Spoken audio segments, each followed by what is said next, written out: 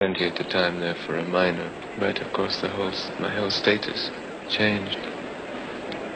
I left Harvard for a year and a half, toured all the main centers of the community, and then decided that it was the last chance I would have to complete my university studies.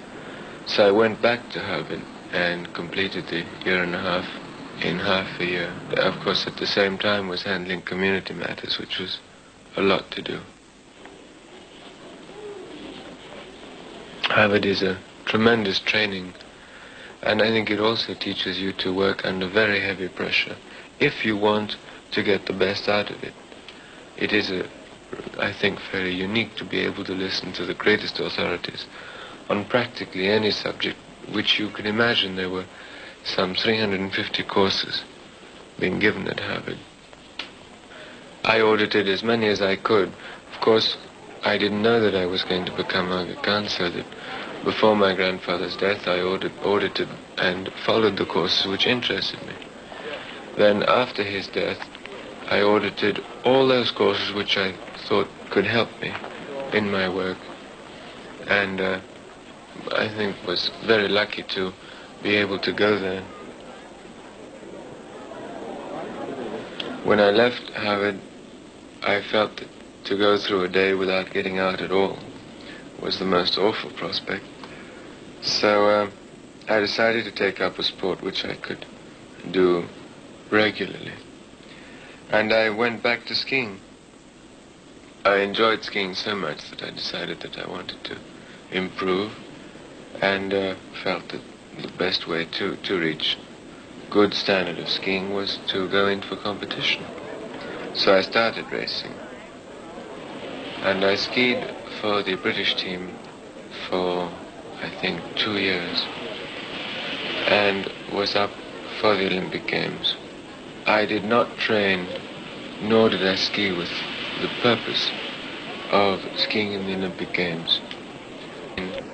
Nor did I ski with the purpose of skiing in the Olympic Games. I skied because I wanted to improve the standards of my own standards of skiing, and because I enjoyed the sport.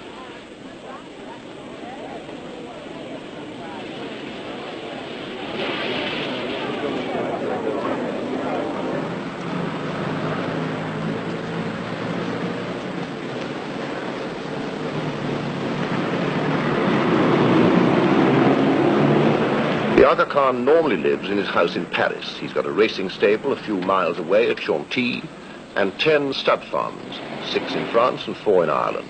He owns, in fact, 242 horses. In this, he's following a family tradition. My grandfather's father had some horses in Persia, and my grandfather had some horses in India. But it was only, I think, when he came over to Europe for the first time, and then, in fact, it wasn't even the first time, it was later on, that he got interested in horse racing and decided to build up a stable. And he built up a stable which I think was really an extraordinary achievement. The decision for me to take over the racing establishment was difficult. I have got a lot to do. To take over an establishment which had had immense success and which was as public as his horse racing was in itself a worry. I would have preferred not to take over the establishment at all than to take it over and see it dwindle and lose its vigor. So I hesitated. Added to that, I had very, very little interest in horse racing. I was educated in Switzerland and in America, and hardly ever went to the races at all. However, having decided to take up racing, it seems characteristic of him that he's taken it up seriously. I really am very interested in horse racing now. I watch it with the greatest interest, and if I'm not in Paris or in England or wherever the races are taking place, I'm very upset if I'm not informed of what's going on.